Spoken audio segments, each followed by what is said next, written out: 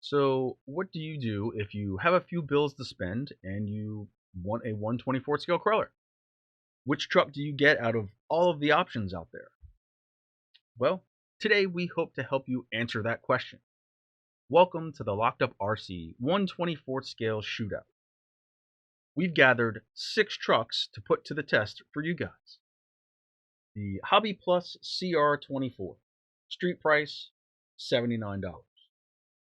The Associated Element Enduro 24, street price $106. The Charisma MSA 1E, street price $123. The Axial SCX 24, street price $134. The FMS FCX 24, street price $149. And last but not least, the RC 4-wheel drive 1/24 scale TF2, street price $169. Now look, you're not going to have a bad time driving any of these trucks, but as far as which one is the best, kind of depends on what you're looking for. And we may not be four-wheeler, Peterson's, car and driver, or consumer reports, but we put on our Top Gear thinking cap and we scienced really hard on these tests. I hope you enjoy the results.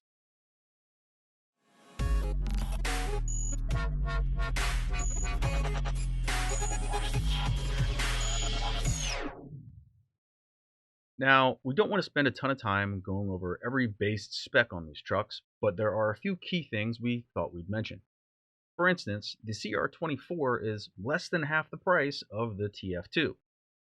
When it comes to weight, with its portal axles and giant tractor tires, including a spare, the FCX24 is really a pig.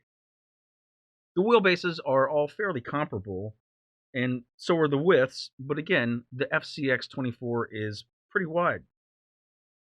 When it comes to height, there's a large difference between the FCX24 and the TF2, and all of the trucks have a standard ring and pinion gear setup except for the SCX24, which does have worm gears. Now, although some of those basic specs are different, we didn't want to necessarily call a longer, shorter, wider, narrower, heavy, lighter truck better or worse. That's because a lot of that can depend on the way you drive. There are a few things we did feel like we could quantify and rank, so we did. All of these trucks are LiPo capable. However, the MSA 1E we tested came with a nickel metal hydride battery. So for that, we ranked it last in the battery score. When it comes to wheels, some of the trucks come with functional beadlocks, which we really like. So the trucks with glue-on tires got ranked lower. We then painstakingly went through and measured every truck's approach angle, departure angle, breakover angle, and axle clearance. To be fair, we know the FCX24 with the portal axles and giant tires has a huge advantage in these, so for having such great specs, we have to give a shout out to the FMS FCX24 as the king of clearance. And that does bring us to the fun portion of our testing, where we get to drive these trucks up, down, over, and around a bunch of crazy obstacles. Our first test, the turning radius. For our turning radius test, we marked out a ruler on the slab of shop, and we drove each truck in a circle. We did this in each direction twice, making note of where it crossed over the ruler. We added up the results, divided by 4, and determined that to be the truck's average turning radius. We did try to maintain an even speed for each truck, what we thought was like a reasonable crawl speed. We didn't want to speed up, slow down, or blip the throttle because that definitely can change the diameter of the circle. The reason that we went in both directions is because although most of the trucks seemed like they were pretty even in both directions, some of them, well, we didn't really get the idea that the servo arm was actually centered on the servo because some of them were really different from one side to the other. And the reason that we did each test twice, or at least twice, I should say, was to make up for any sort of crazy tire slippage. Although we did clean the area, hey, it's probably not perfect, and if we saw anything that was outrageously different from one test to the next, we went ahead and we ran it a third time just to make sure that, hey, we lined up the truck straight, all of that kind of stuff. So, what the hell, Locked Up RC? You're not showing me the complete circle. I don't know which truck did the best. Well, yeah, I mean, we want to keep you guys a little bit entertained and in suspense, so we're going to show you the results in just a second. Before we get there, though, we wanted to show you another little quick experiment. Because of its two speeds, we took the FCX24, put it in its lowest gear, and we ran it in a circle just as slowly as it would possibly go. Then we put it in its top gear, lined it up again, and ran it pretty much as fast as we thought we could while still maintaining some level of control. For the third run, we, again, having it in second gear, top gear, hit the throttle as hard as we could, and we blipped the throttle. Now, if you don't know what throttle blipping is, you were basically just doing this a bunch of times, and the truck kind of jumps. If you're an experienced crawler, again, you probably know what's about to happen. If you're not, well, hopefully you find this somewhat interesting when it comes to figuring out, man, how do I make this tight turn when I'm out on the trail?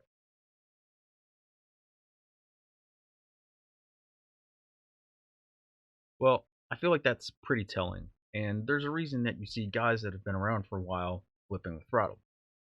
So how about those turning radius test results? Well, we've got them for you right now.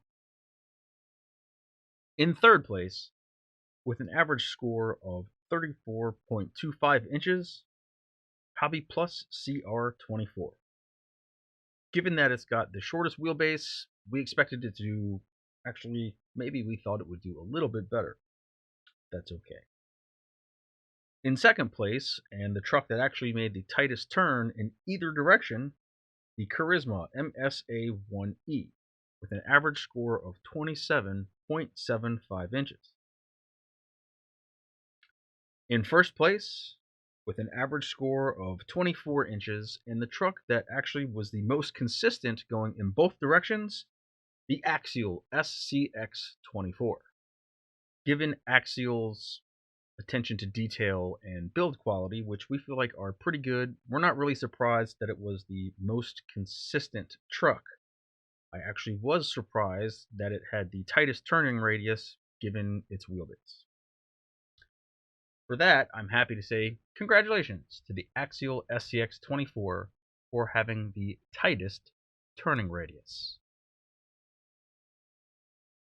So, who stunk up the field? In fourth place, the FCX24 had an average score of 38.125 inches, which honestly, given its wheelbase, isn't really that bad. The absolute dogs of the day, though, in fifth place, with an average score of 42.125 inches, the TF2, and in dead last, with an average score of 43.375 inches, the Enduro 24.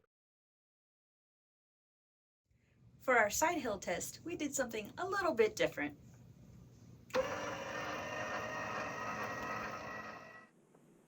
Cue music.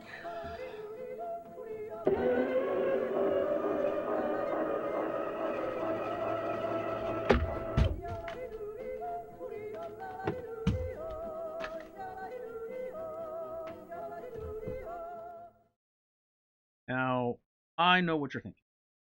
There's no way we could use this contraption to accurately measure the truck's maximum side hilling. Not even to like top gear scientific level. You're absolutely right. We tried adding a GoPro to the end, syncing a webcam, the GoPro, this camera, another camera. At the end of the day, it was really difficult, pretty much impossible for us to accurately determine when the truck was falling off the ramp. So what we ended up doing was lowering the ramp all the way down and running each truck across. We then raised the ramp by 1 degree and ran each truck across. we continued with that method until each truck fell off, and then we made note of that being, I guess, a degree higher than the truck's maximum side hill angle. So if it fell off at 46, we said the truck's maximum side hill angle is 45. To be fair and to make up for torque twist, we did this in both directions. We averaged the result, and that's how we got our maximum side hill angle. Now, I do need to add in that we gave each truck 3 strikes in each direction. So if it failed going to the left once, it got 2 more attempts at that angle before we called it a total loss. We did let it keep going in the other direction for as long as it took to get the actual average. We felt like that was fair. And we do have a whole lot of video of us running these trucks back and forth, but we don't really want to take up a whole lot of time showing all of that, so we've picked out a few highlights, and then we'll have the results for you. Right, go left.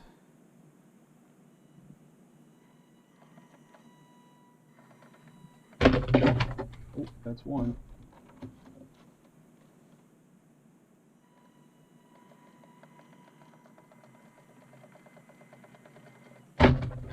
That's two.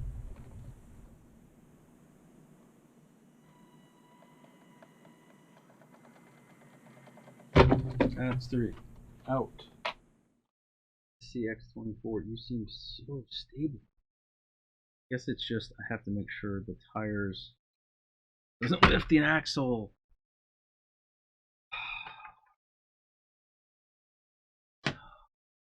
Crazy. Never expected that. Oh, this truck may be out. I can't believe that. Now, this truck, I feel like. Oh, uh-oh. I don't know about this one, folks. We may have to start angling this guy a little bit. But I will say, there is no torque twist on this truck. Or at least I can't tell if there is.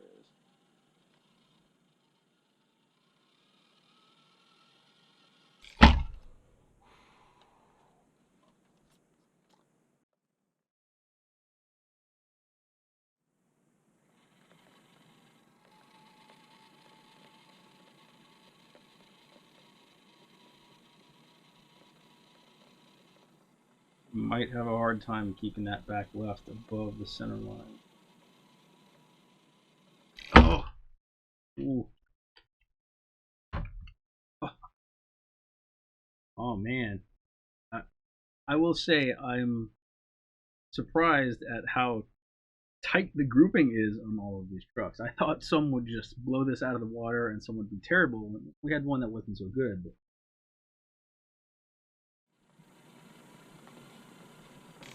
man. Now, I just want to make sure you guys know, I am trying to crawl with this truck.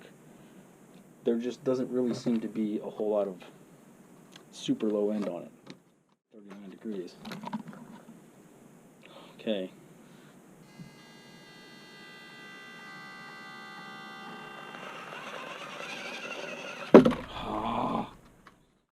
So you want to know how the trucks did? In third place, with an average score of 38.5 degrees, the FMS FCX24. In second place, with an average score of 39 degrees, the Associated Element Enduro 24. And in first place, with a score of 40.5 degrees, the RC 4-wheel drive 124 scale TF2.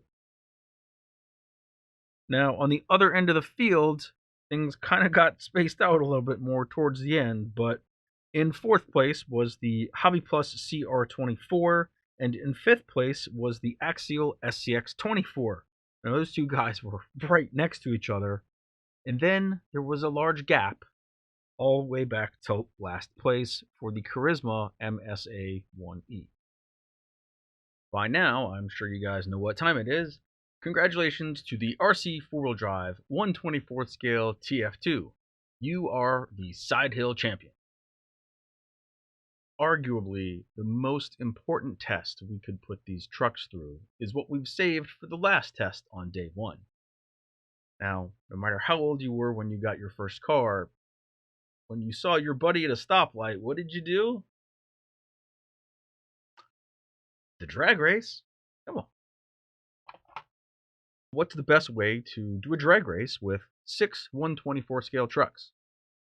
Well, there's some nice asphalt outside, so what we came up with was a 1/24th scale quarter-mile drag strip. Of course, they don't actually run a quarter mile anymore. It's 1,000 feet. So this ended up being, I want to say, 42 feet, something like that. Even though Eric is a big fat stinky cheater and likes to try to creep up on the line, some of these races were pretty close. Some of them were not. At the end of the day, we ended up running all of the trucks about 6 times and getting an average of all of their elapsed times so that we could give you a chart, give you some quick and easy results you could see. Now, this current race is actually the closest race that we had all day, and as exciting as it was, we still knew who was going to win pretty far in advance. If you know anything about these trucks, you probably already know which truck won. But in third place, with an average time of 18.14 seconds, the SCX 24. In second place, with an average time of 17.95 seconds, the MSA 1E. And in first place, with an average time of 6.22 seconds, the FMS FCX 24. Congratulations, FCX 24. You kicked everyone's butts. Maybe it had something to do with that 2-speed transmission. On the other end of the spectrum are the trucks with 1-cell batteries.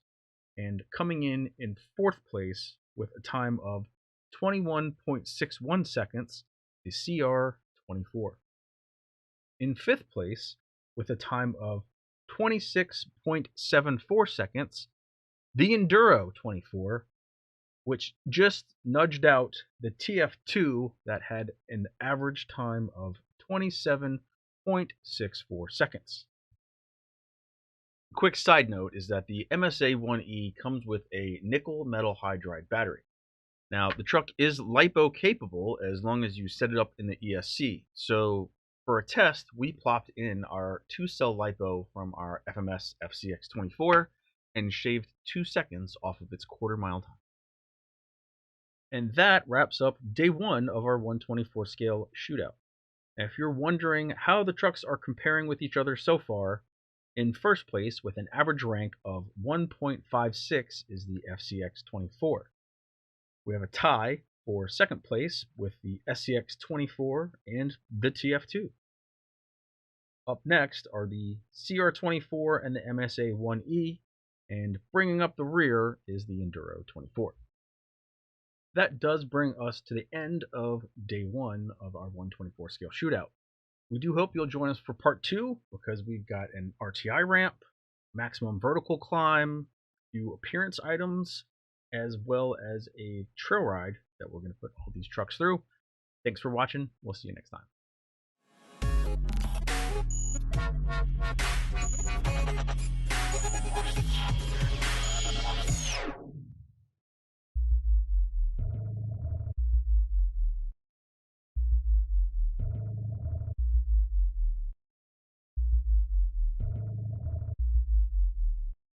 If you liked this video, please consider subscribing. Not sure if you want to subscribe yet? Check out one of these videos. Thank you for watching.